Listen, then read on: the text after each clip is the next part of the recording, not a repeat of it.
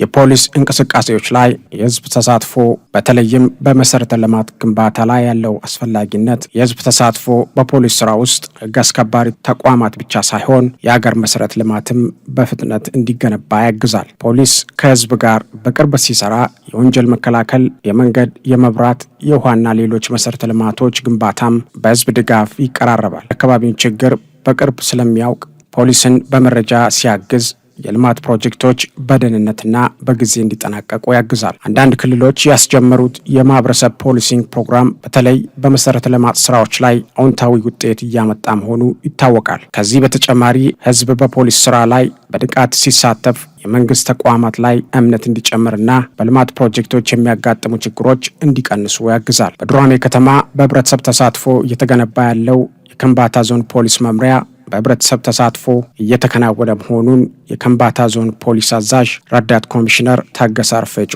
ከኦቤን ጋር በነበራቸው ቆይታ ተናግረዋል። ዞኑ ፖሊስ መምሪያ ህንጻ ግንባታ እየተከናወነ ያለው በህብረተሰብ ተሳትፎ ነው። የከምባታ ዞን ፖሊስ ከዞን እስከ ታችኛው መዋቅር ወረዳ፣ ከተማ አስተዳደር ያለው ፖሊስ በህብረተሰቡ ዘንድ ትልቅ ተቀባይነት አለው። ምክንያቱም ህብረተሰቡን አስረን ችግሩን ከምንፈታው ይልቅ በሁለት መልኩ እንፈታለን። አንደኛ በህግ አግባብ የሚፈታውን በህግ አግባብ እንዲፈታ ከፍትህ ተቋማት ጋር እንቀናጃለን። ሁለተኛው ዘላቂ ሰላም እንዲሆን በህብረተሰቡ ዘንድ ምን እናደርጋለን?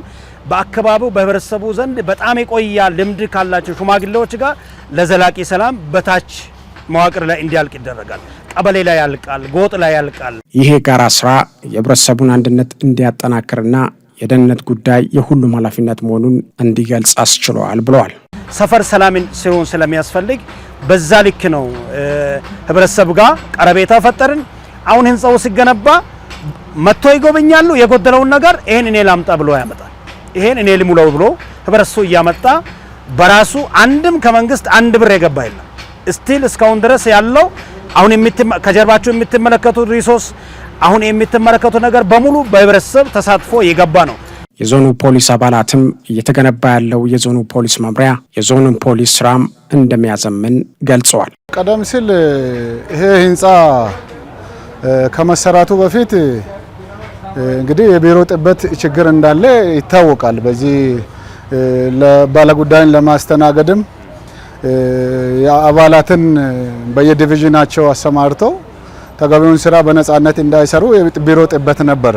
ከዚህ በፊት የነበረው ፖሊስ ወንጀልን ብቻ እንደሚከላከል ነው ተብሎ የሚታሰበው።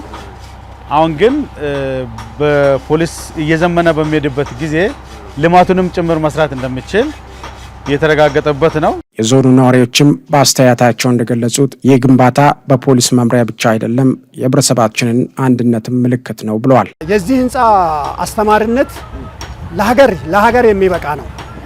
ማንኛውም ነገር ይቻላል ተብሎ ከተጀመረ እንደሚቻል በዞናችንም በክልላችንም እንደ ሀገርም አስተማሪ ህንጻ ነው።